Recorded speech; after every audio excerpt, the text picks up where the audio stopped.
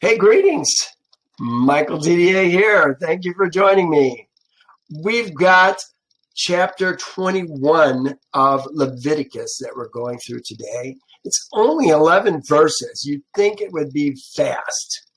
But I've got some rabbit holes that I'd like to go down to just, you know what? It's about line upon line, precept upon precept. And I think some of the things that I've talked to about in the past have some interesting relationships to what we're going to be talking to about today. So let's get started. It starts like this. And Jehovah said to Moses, go be surprised. This is what it said for every chapter that we've seen almost in Leviticus. He says, speak to the priests. Aaron's seed. Doesn't say the sons of Aaron. It says Aaron's seed. Here. I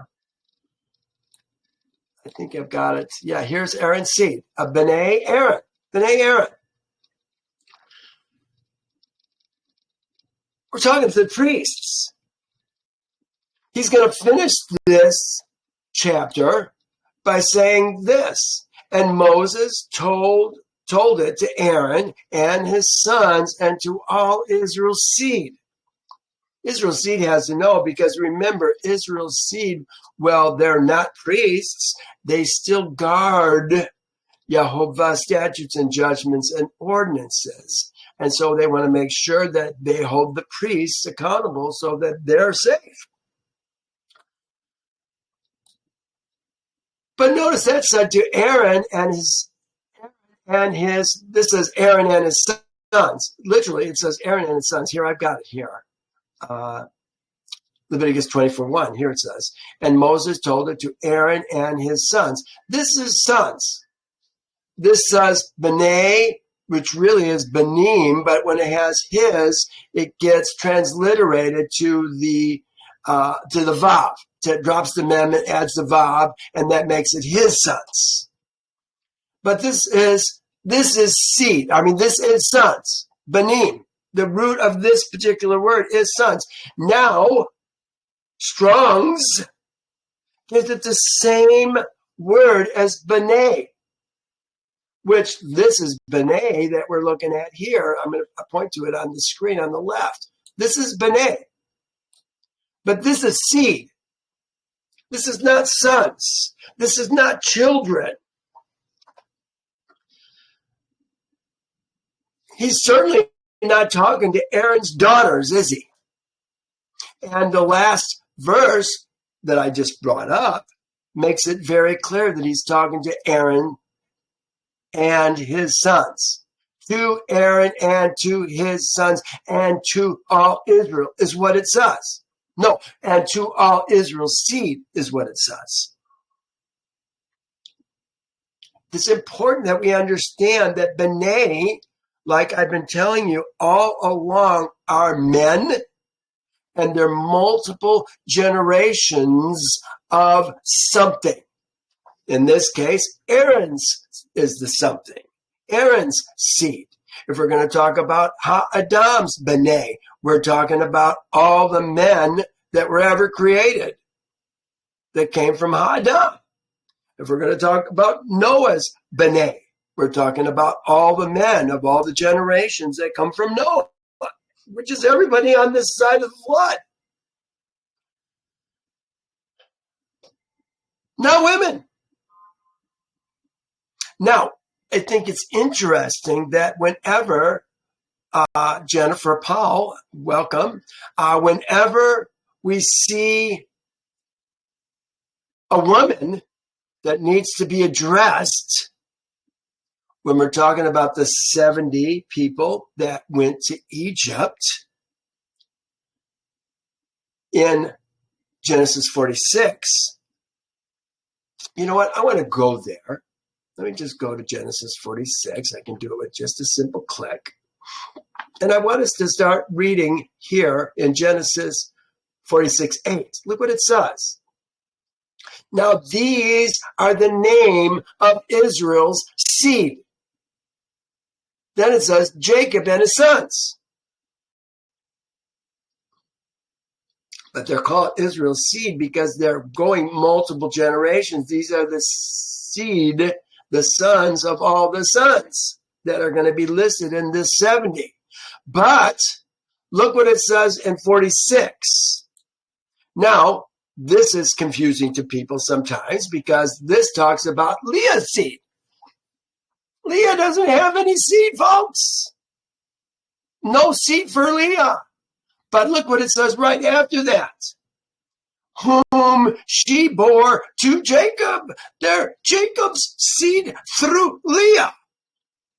Now, what is important and what I wanted to point out to you, it says in Padamaran, with their daughter Dinah. So if they're going to mention a woman, they're going to mention that woman separately. Here's Exodus 6:20. Look what it says right here. Now I'm reading on the right here. It says, and Amram took Jochebed, his father's sister, to himself. So again, he's pointing it out that she's a sister. That's not a good example. Let me find a better example. Daughter. I thought I had one here. I don't see one right offhand. But my point is that they always want to, well, here. I think they did it one more time in here. Well, here, they did this. Because here they're talking about 70 persons, all the souls. They didn't say all the seed, they said all the souls. Why? Because they're including Dinah going down. And they didn't count the women, his wives.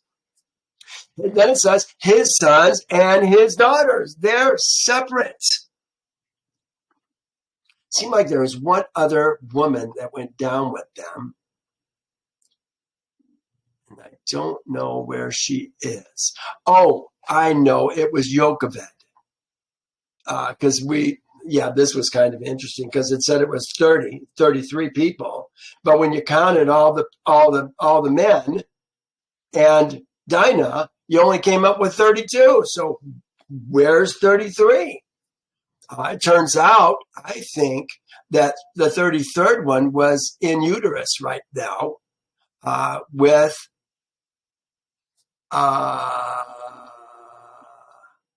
Dinah, who was married to Levi.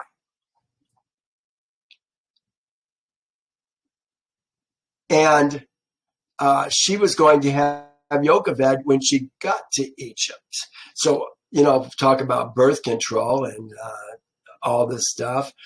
They certainly, if they were counting Jochebed, who was in uterus, not born yet, they were counting an unborn. Maybe they didn't know who she was yet, but if it was a boy or a girl, but it turned out to be Jochebed. And that's why we use Jochebed when she's important when we're talking about the 400 or the 210 years that we were actually in Egypt. That's just another whole rabbit hole altogether. Let's go back. I want to go back to Leviticus 1 here.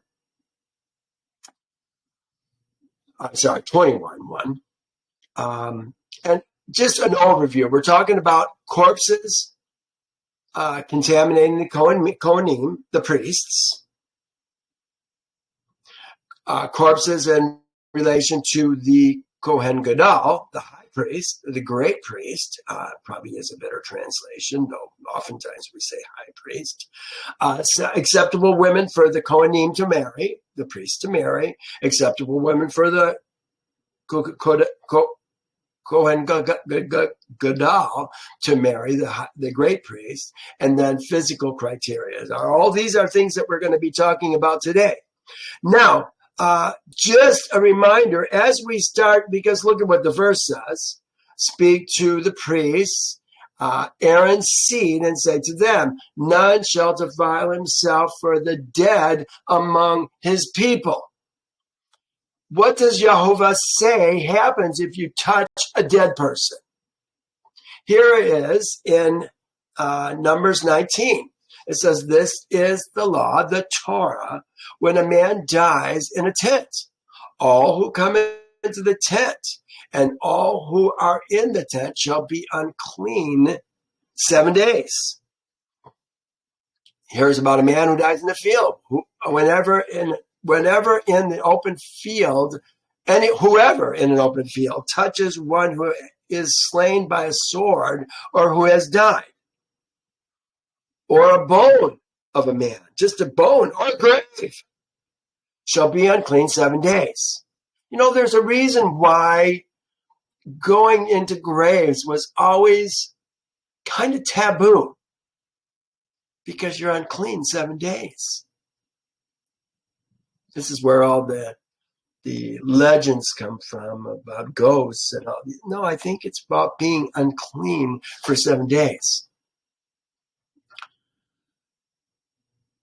So we had talked about Leah. So let's go on.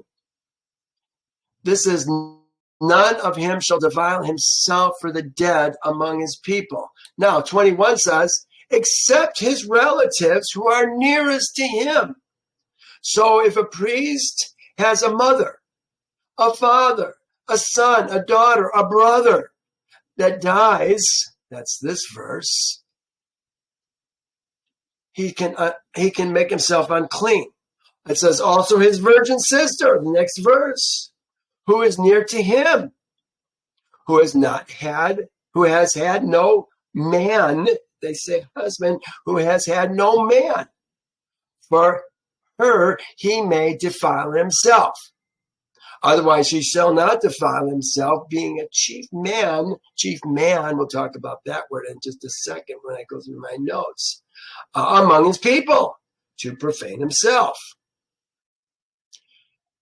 A priest is profaned when he touches a dead person. Now, that has implications for something that we talked about in Leviticus 10. Here it is. This is when Nadab and Abihu carried strange fire heading towards, I don't even think they made it into the tabernacle. I think they died outside the tabernacle in the holy place, which is kind of where the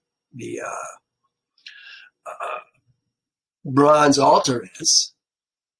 Here's what he saw. Then Moses called to Mishael and Zelzaphon, the sons of Uzziel, the uncle of Aaron. Uzziel was one of the ones that was just married, just mentioned in that last verse we were looking at, and said to them, come near, carry your brethren from before the sanctuary out of the camp. Didn't want the boys to touch him. He had the relatives touch him. So they went and carried them by their tunics out of the camp. I think it's interesting. They said by their tunics. Does that have some significance? I mean, if you just go into the tent of a dead person, you're unclean for 7 days.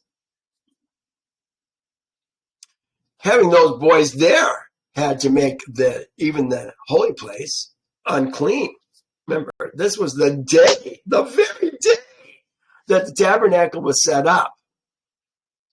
So he's going to talk to his boys, the other boys who were remaining. So they went near and carried them by their tunics out of the camp, as Moses had said. And Moses said to Aaron and Eleazar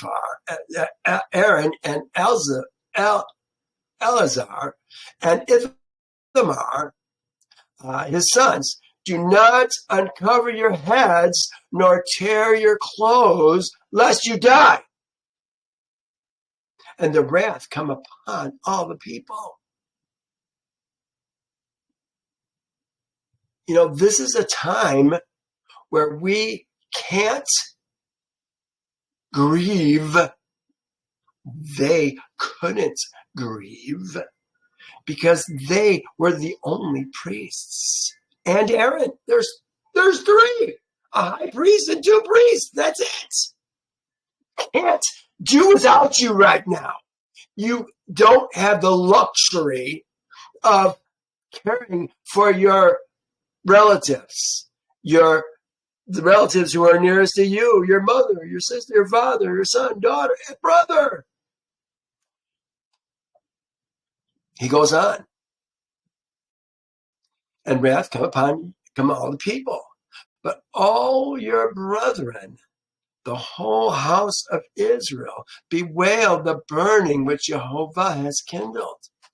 You shall not go from the door of the tabernacle of meetings, lest you die. For the anointing oil of Jehovah is upon you. And they did according to the words of Moses.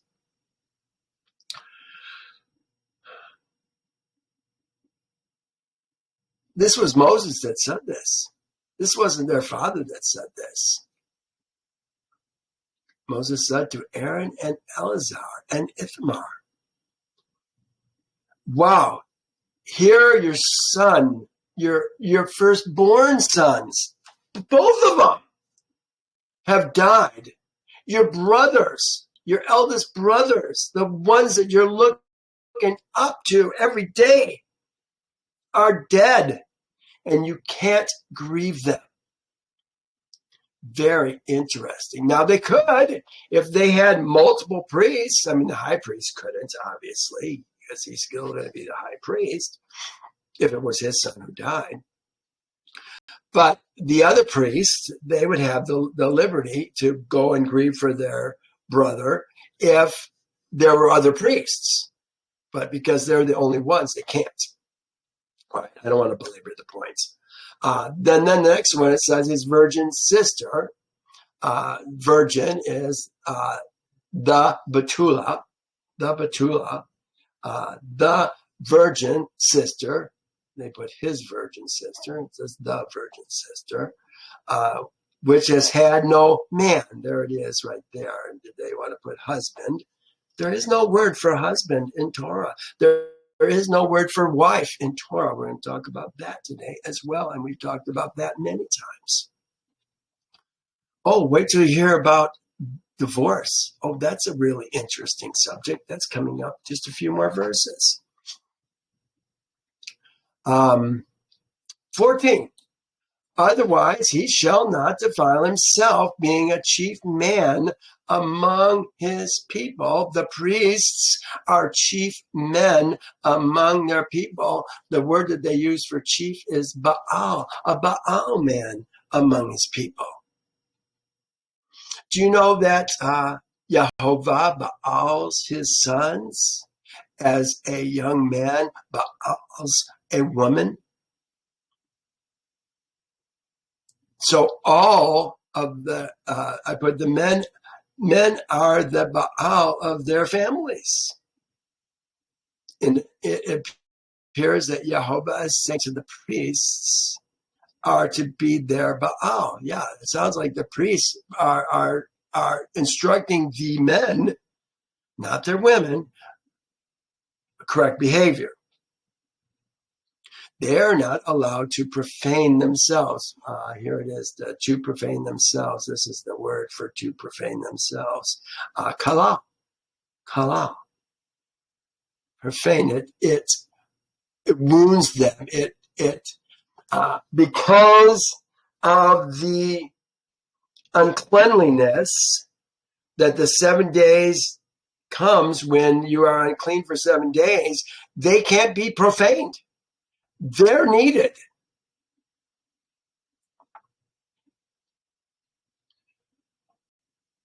Verse 5. It says, they shall not make. Oh, now here's how we're grieving. We've talked about this in the past also. Where did we talk about it? We talked about it in 19, just a couple weeks ago, 3 weeks ago, 4 weeks ago, this last week. It says, they shall not make any bald places on their heads, nor shall they shave the edges of their beards, nor shall any cuttings be in their flesh. Remember when we talked about this verse right here, you shall not shave, the first one here, I'm reading right here. You shall not shave around the edges of your head, nor shall you disfigure the edges of your beard. Then it says, and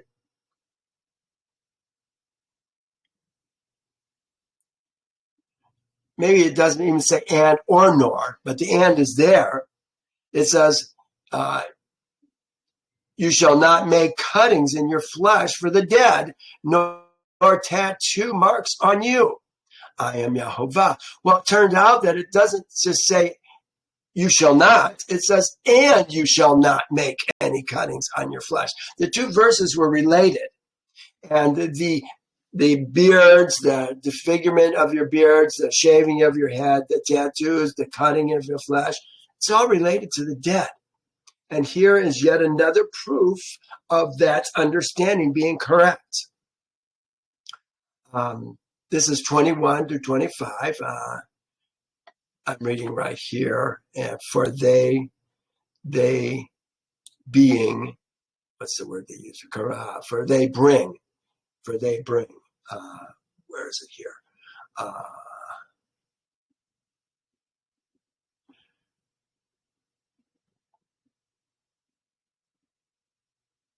This is two verses. There you go. They bring to the fire Yahovah's food, his lechem, to their Elohim, and they are holy. They've got to remain holy. They can't afford to be unclean because they've got a job to do, even if it's just bringing the morning and the evening slaughters to Yehovah. They shall be holy to their Elohim and not profane them. Bring verse 6, and not profane the name of their Elohim, for they bring to Yehovah by fire the bread, the bread of Elohim. Therefore, they shall be holy. Lechem can be food or bread. Here's the word lechem. I put this can be bread or food. Yeah, there. I maybe get a chance to see it. Yeah, okay. Now, what's this note I have here? Oh, yeah, this is just more ideas about bringing the food. Talking about a shalamim. This is in Leviticus 3, where the shalamim was introduced to us. It finished this portion here. It says, and the priest shall burn it on the altar. He's talking about the fat tail. He shall burn it on the altar as food, as lechem, by fire to Yehovah. Yeah, so the food that we're bringing is the fats and the fat tails. There's lots of fat that's on the lobes. We've talked about that many times. I'm not going to go through that again. Verse 7. Oh, I can probably make this bigger for you and make it a lot easier. There you go. Verse 7. It says we're talking about the priest still changing gears. I've got this blue on here. It lets us know we're changing a gear. Going to talk about a different subject, but it's still related to the priest. They shall not take a woman. Remember what I said? There is no word for wife in Torah. They shall not take a woman, and here it is. They shall not take, the word is lakak, a woman. There it is, a woman who is a harlot. Oh, this is so interesting. This is why I say there's 5 different kinds of women. We're going to talk about 3 of them here. And surely we're going to talk about the other 2. Though I'll mention the other 2 here. A harlot, a defiled woman, that's a profaned woman, a kalal woman. Remember, the priests are not to kalal themselves. Same word that we were just using up above. Nor shall they take, look what it says here on the left, nor shall they take a woman divorced from her husband. Divorced from her husband. What does that put into your mind? You know what it really says? Here's what it really says. Nor shall they take a woman driven away from her man's house. Oh, no, just driven away from her man. I thought it said house too. Maybe it doesn't say house. Let me just check. You know, we can always take a quick peek like this. from her man. No, it says from her husband. That's all it says. So from her man. From her man. Here's man. This is man. From. This says from. This says her. This is from her man. She has been driven away from her man. Now, the sad thing I see in this divorce issue, and I write a lot about this on my blog here, just briefly, is, come on, oh, it's over here now. There we go. Here. This is divorce and remarriage. I've got 4 of those in this. Over here, I have unequally yoked about a woman that is, let me just say this. A woman never leaves her husband. Do you know, here,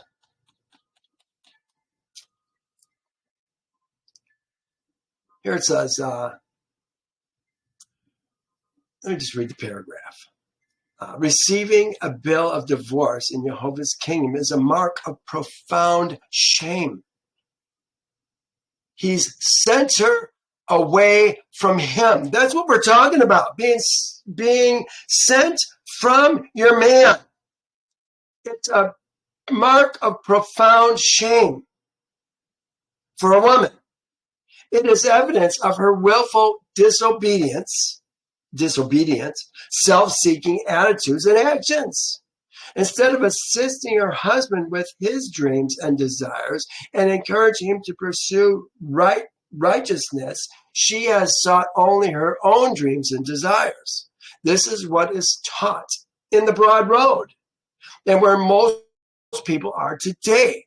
This rebellion to her God-given authority, that's what a man is, her God-given authority.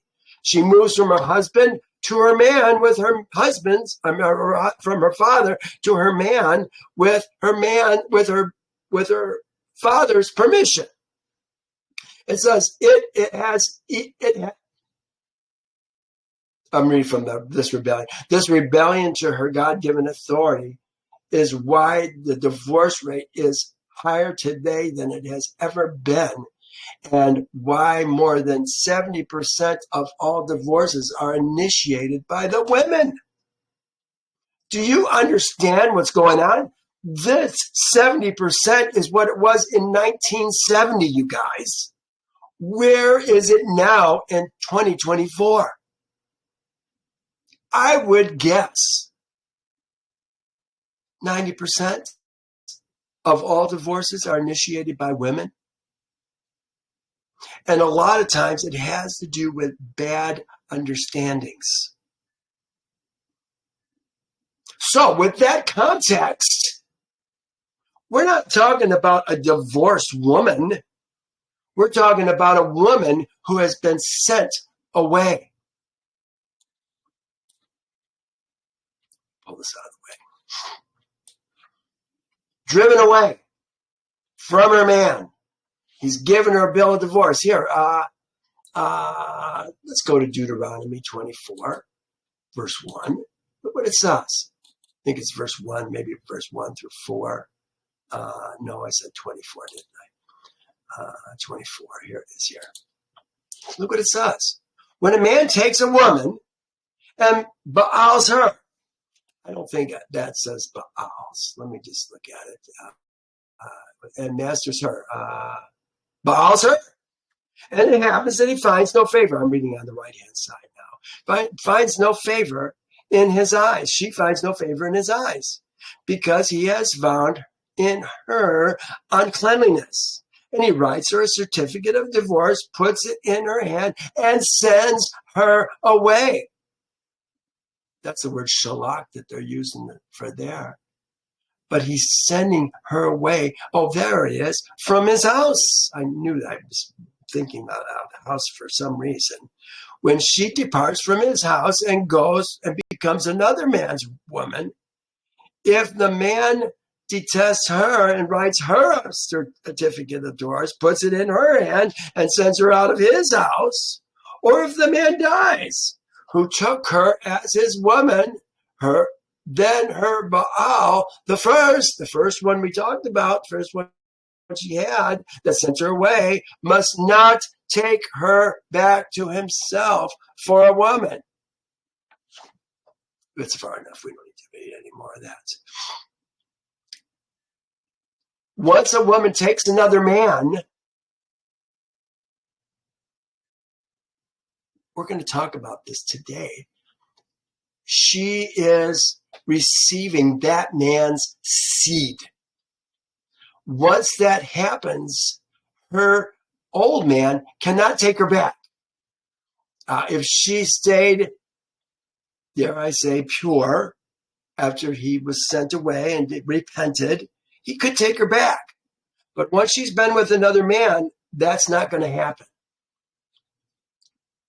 We're going to see this work out more than once here. So bear with me. We were at Leviticus 7, 21:7.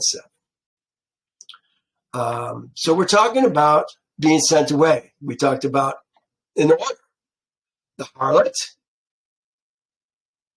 the defiled woman.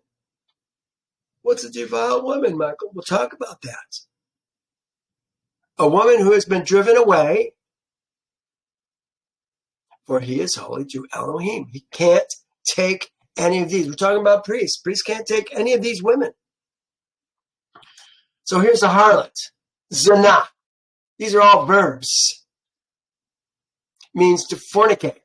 Here, this is the harlot. Zina. Commit adultery. Wanton. Prostitution. Profaned woman. That's the next one that we talked about. I should make this bold since we got several that we're talking about. Here's the profaned woman. And a defiled or profaned woman. It means pierce, begin. We're looking at pierce more than anything, but look at number 3. To make something common that is meant to be set apart for a special function. What are we talking about? I think we're talking about a woman who sleeps around. So the first one we had and the worst one we have is the harlot. She's getting paid to sleep with other men, to have their seed put into her. The profane woman is the next one. She does it for free. And I think, sadly, this is where much of our world is right now. You know, I'm on dating sites. I'm looking for a woman. I'd like to have a woman in my life. But you know what? After I'm reading this chapter, I have to rethink who it is that I'm looking for. Not that I'm a priest. No, that's not what I'm talking about. I did a DNA long ago, if that really means anything, but I don't have any Kohanim blood in me. I'm a Celt. But just because of what I'm learning here in this chapter, it makes me rethink who it is I'm looking for. I've always said a single woman, a divorced woman, or a widow.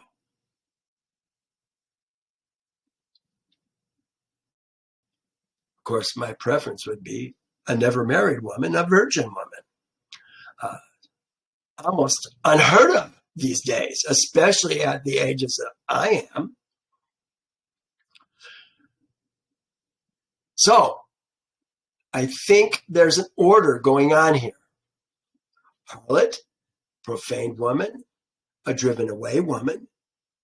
Keep in mind, I think a driven away, no, is it driven away woman better or worse than a woman who simply left her husband, filed for divorce. I don't like being with you anymore.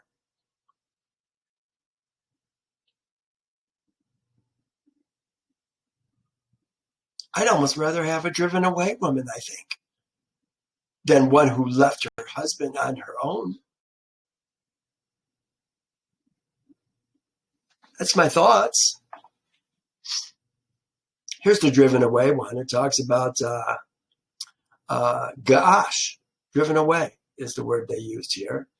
There it is, ga'ash. Nope, ga'ash. There it is. Driven away, ga'ash. And here's what it said: a verb meaning to cast out, drive out. It appears they can take. This is the priest. Who can they marry then? Well, who am I going to marry? A virgin or a widow. That's what it looks like they can marry. There's nobody left. There's only the 5. Well, now we're going to see the high priest here in just a second. Let's go back to, I guess we're here. I just need to refresh it. There it is. Sent away by her husband, for a priest is holy to Elohim. We're on 8 now, you guys. I'm moving this up. Therefore, you shall consecrate him. Here is a pronoun. This is a hanging pronoun. But this is Moses. I'm sorry, Yahovah talking with Moses. We have to understand what's going on. Therefore you, I think we're talking about Moses, shall consecrate him, the priest. For he brings the bread of thy Elohim. You know what? I've gotten this written out. I'd like to translate this myself and kind of see where it says, thou, here. Who's the thou? Who's the him? Moses is the thou. Him is the priest, is each priest individually. And we're actually going to talk about all the priests at once on the very last line. It says, thou shalt sanctify him, because bread of Elohim he brings. Yahovah is holy, and he shall be holy to thee. Oh, that's so interesting. He shall be holy to thee, God, Elohim, or to Moses. I think the he is Moses, or the thee is Moses. For Yahovah, who sanctifies y'all, this says y'all, am holy. So interesting.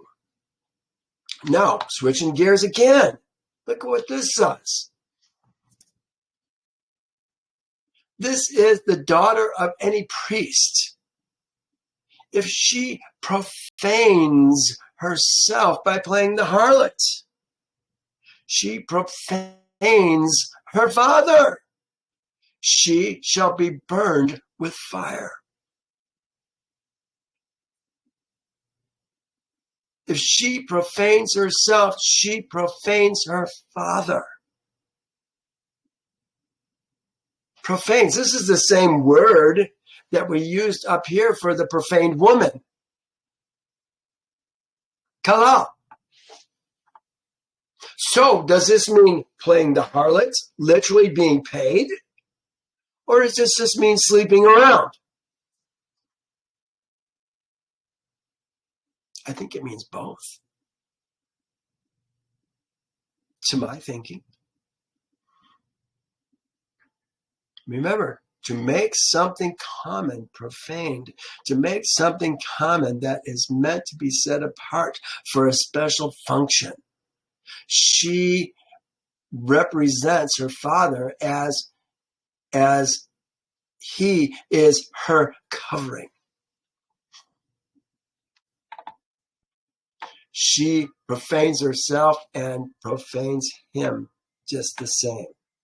Now, talking about the high priest. Who does the high priest get to marry?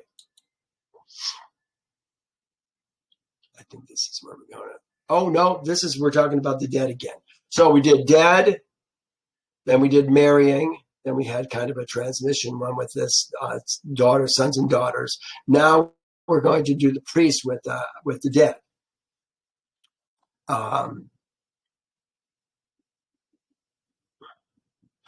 The high priest, here it is, Hakohen Hakodah, the priest, for a priest, the Gadol, the priest, the high priest is really what it says. Among his brethren, remember, it's not only the high priest can be any one of the brethren. They get chosen periodically. When Aaron dies, somebody's going to be chosen from Aaron's seed to be the high priest. So Aaron just happens to be the first one.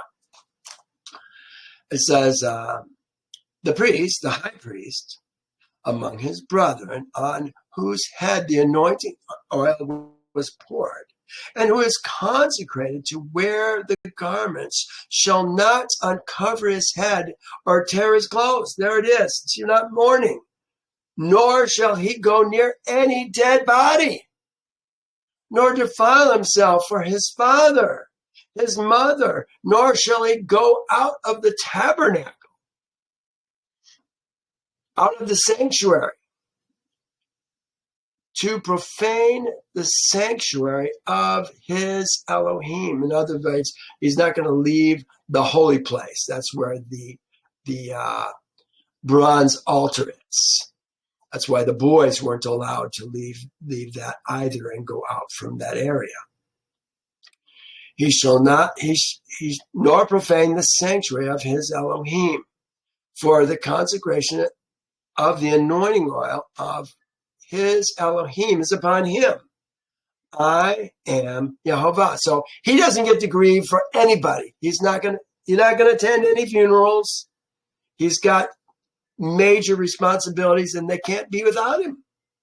That's where it's at. 21. It says, he shall take a woman in her virginity. Listen to the order. A woman in her virginity. Let me just look at my note here. Did I have notes? No, this is my first note. Okay. He shall take a woman in her virginity.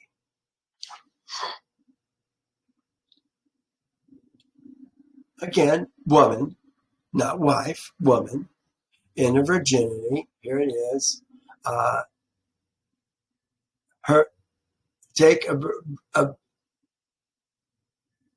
Here they're using as an adjective, I guess. A woman in her virginity. This says her, it says in, and then we have Betula in between all that. There's the Betula. Starts with the bet, which is this right here. This is Betula.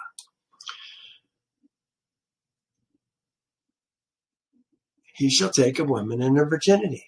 But now look at what it says. A widow, a divorced woman, or a defiled woman, a kalal woman, or a harlot, these he shall not, it says marry, what is the word they use? These they shall not take. Lakak. He shall take a virgin. He's actually saying it twice. You shall take a virgin from his own people. You know, when he says from his own people, I have to think he's talking about his own tribe. Aaron's seed, the tribe of Aaron. And let me just follow through with me with this. As his woman, he shall take a virgin from his own people. That's my words, tribe of Aaron. As his woman. Nor shall he profane his seed. Profane his seed. How would a priest profane his seed?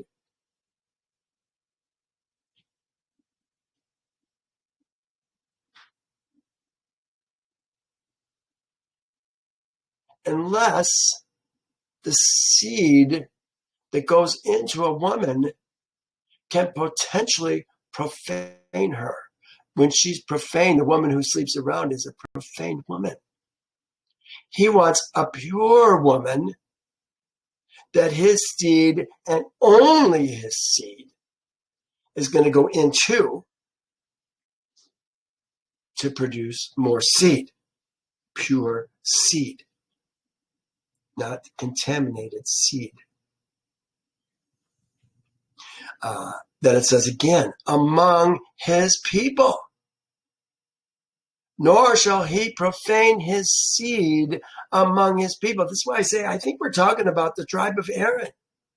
He wants to have a virgin from the tribe of Aaron so that he's not going to profane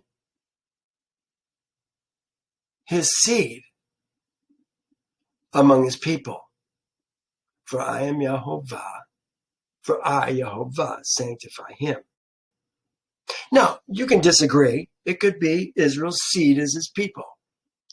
But I got a hunch that in this case, we're talking about the high priest, the gadol, the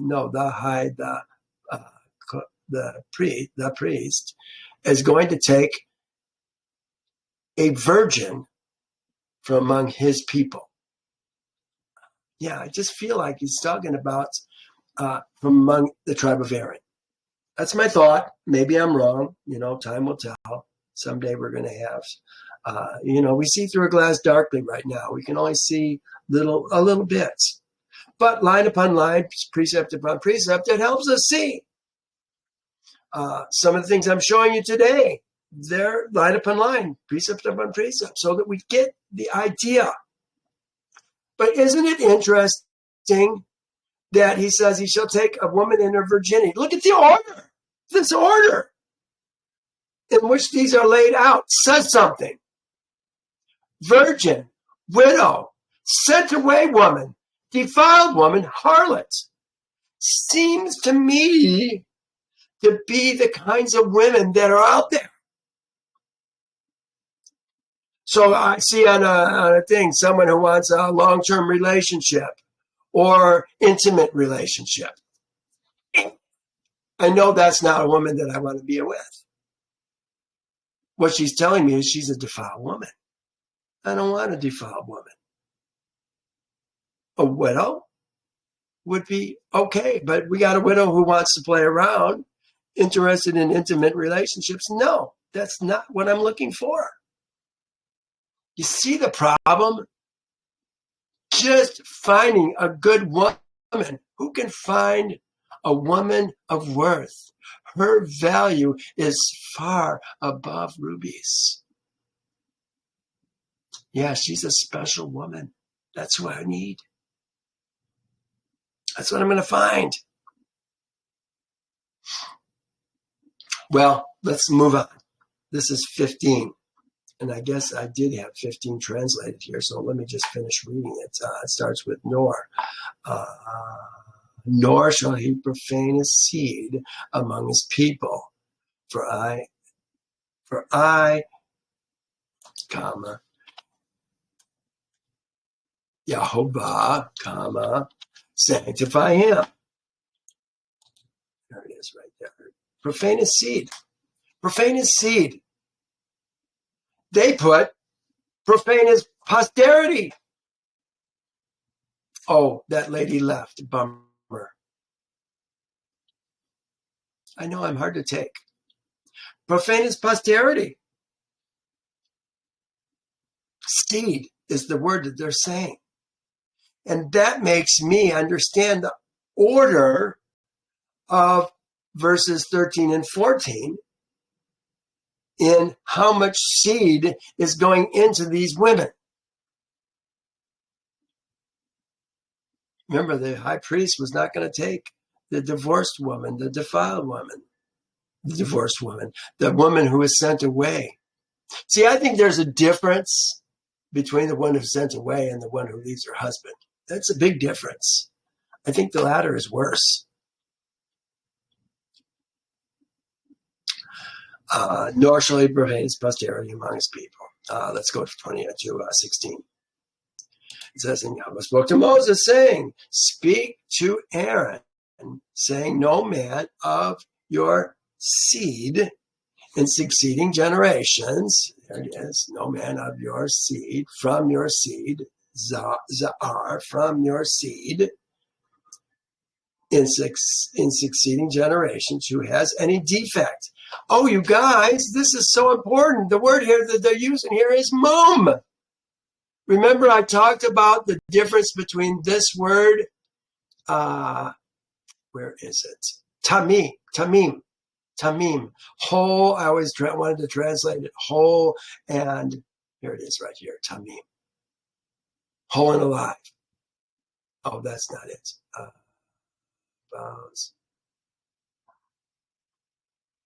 Here it is, tamim. Entire. I always wanted to tell you, whole and alive. They always want to translate it as without defect. But I think mum is without defect. But I'm going to eat crow today, you guys. And I have to set the record straight because I think I was wrong. Na. You were right and I was wrong.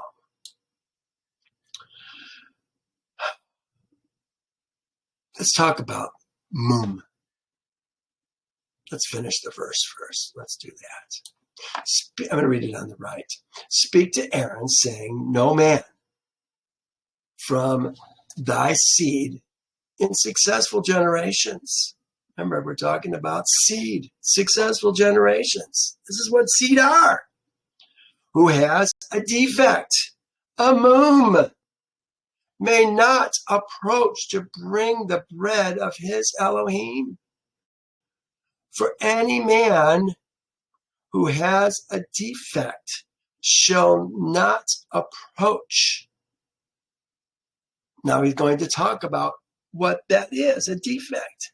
A blind man, a lame man, who has one who has a marred face, or a limb too long, a man who has a broken foot, or a broken hand, or a hunchback, or a dwarf, or a man who has a defect. Here's the word they're using for defect on this one, tabalu. In his eye, it has to do with eye disease, cataract, or emphysema, or scurf, or a eunuch. What is a mum? I think this helps us to understand that much better. As if passive participle, from the unused root, probably meaning stain, blemish. And it must be an if. I don't even know why I have an if there. If I would have seen this, I would have fixed it, but I'm not going to fix it now. Here is Ancient Hebrew Lexicon of the Bible. They translate mum. They actually say ma'am here, ma'am, maybe. Blemish, abstract, nothing. Anything that is considered useless or without value. I think that's really interesting to see. A blemish that causes something to be valueless. Here is word study. Simply says, meaning blemish, defect. This word is usually described as a physical characteristic that is deemed as bad.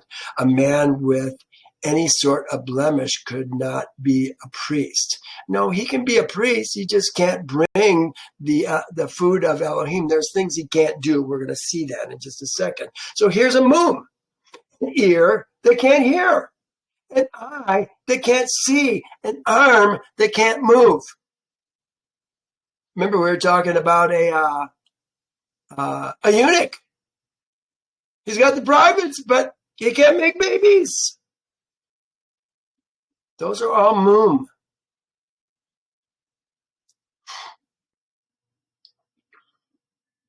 But this is where I have to eat my own words. Look at this. It says, speak to Aaron and his sons and to all Israel's seed and say to them, any man from Israel's house, or any ger who brings his korban for any vow, so we're talking about a vow, or any free will offering. Remember, this is a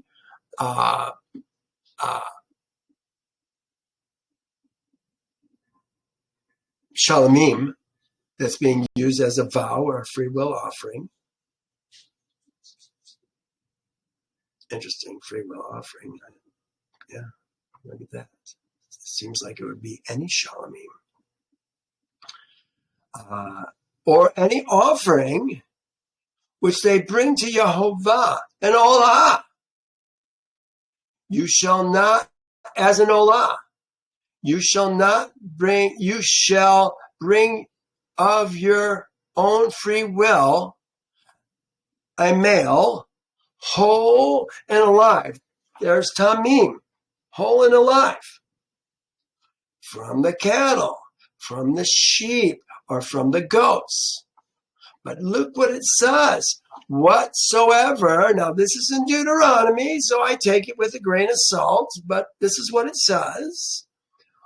Whatever has a defect, a mum, you shall not bring, for it shall not be acceptable on your behalf.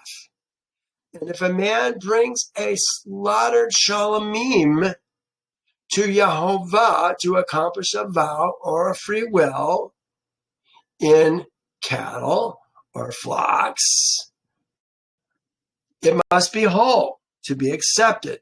It must be completely without blemish. So now they're saying whole and completely without blemish, which makes me think that when they were translating the word tamim as blemish, so many times we've talked about this, that really they were correct in saying without blemish, even though it did say tamim, which was whole and alive. Those that are blind or broken or maimed or have an ulcer. Do you see any significance between the animals and the men? They're all the same things. You shall not bring these to Yehovah and burn them on the altar. Either a bull or a sheep or goat that has any limb too long or too short, you shall not offer as a free will for a vow. It shall not be accepted. You shall not bring to Yehovah what is bruised or crushed or torn or cut, nor make any offerings of them in your land. So, here's my question. If we're supposed to bring the meat that we're going to eat to Yehovah, sanctuary. Now, keep in mind, Yehovah did say, if we live too far from the temple, that we don't have to. We're going to treat them as a wild animal and just make sure the blood gets into the ground. And we can just eat them, the clean and unclean alike.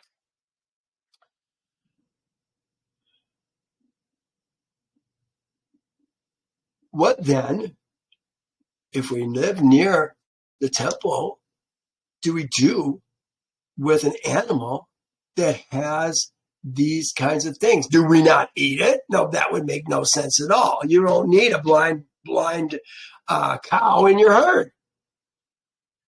You don't need an animal with a short leg in your herd. You generally eat those and move on. But it seems like we're supposed to bring everything that we're going to eat to the temple to burn the fat there. But we can't burn that fat on the altar. Do we bring it to the temple and just put the blood? on the altar of this animal? To me, that doesn't make a lot of sense. Just a thought. Anyway, that took us through 20. I guess that took us through the end. Do I have notes that I want to address? Not very many. Here's one. Again, talking about that same verse. We don't need to go through that again.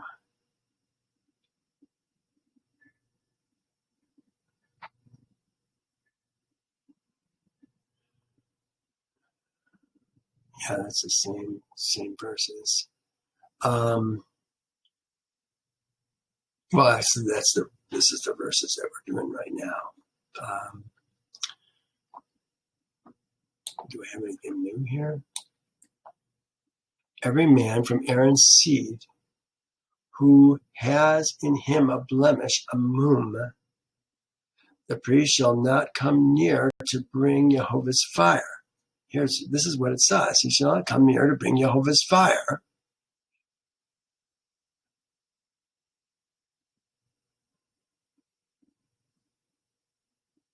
He has a blemish in him. His Elohim's bread he shall not bring near. I had a question in here, and where is my question? I guess it's coming. The food of his Elohim. Oh, now this is what he may eat. Look what it says. He may eat the bread of his Elohim, both the holy, both the most holy and the holy. Most holy and holy. What are we talking about that the priest can eat? Remember, it said he couldn't be a priest if he had any of these defects. No, I don't think that's correct. That's what the dictionary said. He can be a priest. He is a priest. He's born a priest. But there's certain things he can't do. Well, one thing he can do is he can eat the bread of his Elohim, both the most holy and the holy. What is the bread of the Elohim? The food of his Elohim from the Kodashim, holy, most holy, and the Kodashim he shall eat. That's how it's being translated. Most holy is Kodesh, Kodashim, and holy is Kodashim. Now I had to do some work to find out what these are. And here's something that I found out. The most holy are the Minka offerings and the Kata'ah offerings and the Hashem offerings. Obviously, the Olah, there is nothing that is going to pertain to anything that you can eat. The only thing that's left is the skin that gets given to the priest.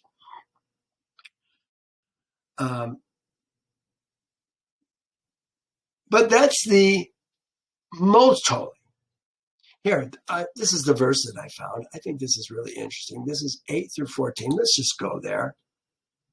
I apologize if this is getting a little bit long, but I hope you're finding this interesting. I found it very interesting.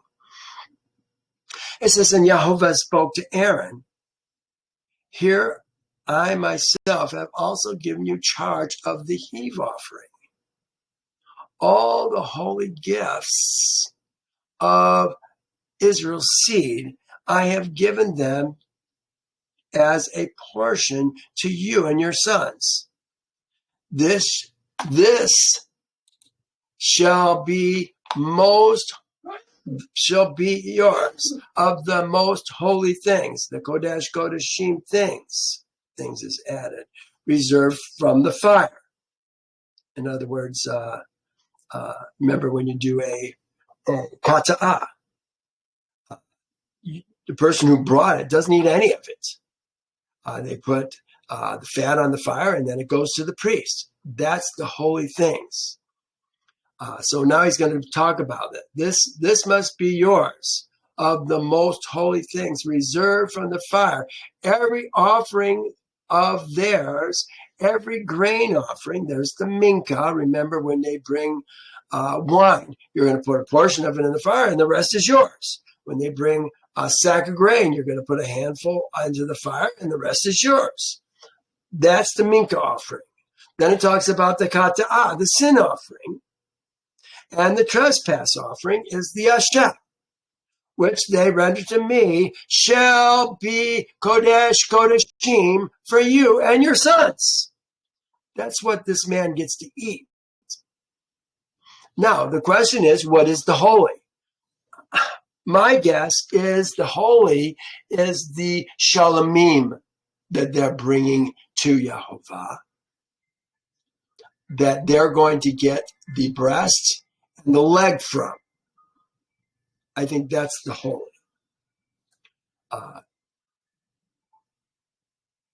Yeah. So I'm gonna stop there. I think that's where we have to. That's where we're at.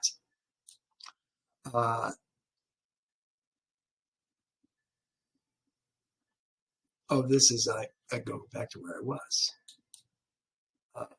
Leviticus 22. Here we are.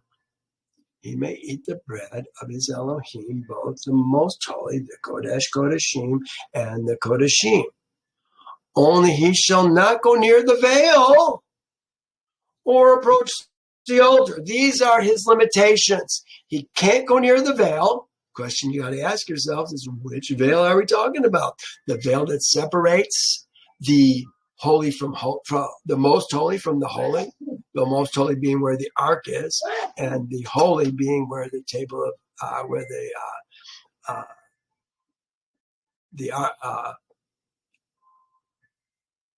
the incense altar, the table of showbread, the lights is the holy. Is that what he's talking about? Or is he talking about the veil that actually allows you to go into the holy, that is on the outside of the tabernacle? I tend to think that he's talking about that veil, because he says you shall not go near the veil or approach the altar. The altar that he's talking about is definitely the bronze altar, where the fat is going to be burned to Yehovah, where the olah is going to be brought to Yehovah, sweet aroma to him. Those are the two things that he can't do.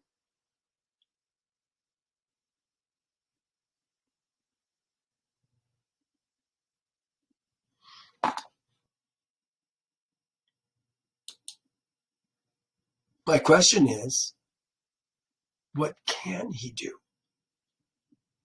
What does a son of Aaron do if he has a moon? Doorkeeper? Assist those with bringing offerings? Maybe. Teacher? Maybe. When he talks about consecrated place, here it says, he shall not go near the veil nor approach the altar, because he has a defect, lest he profane my consecrated place. They made it sanctuaries, and no, it's singular. My consecrated place, for I am Yehovah who sanctifies them. I don't know what he does. That's a good question. And last verse, we already talked about it in the first verse. And Moses told Aaron and his sons, and Moses basically spoke to Aaron and unto his sons, and spoke unto Aaron and unto his sons, and unto all Israel's seed. And that's where we're going to stop today. You guys, thank you for joining me, and I guess we'll see you again next time. Bye now.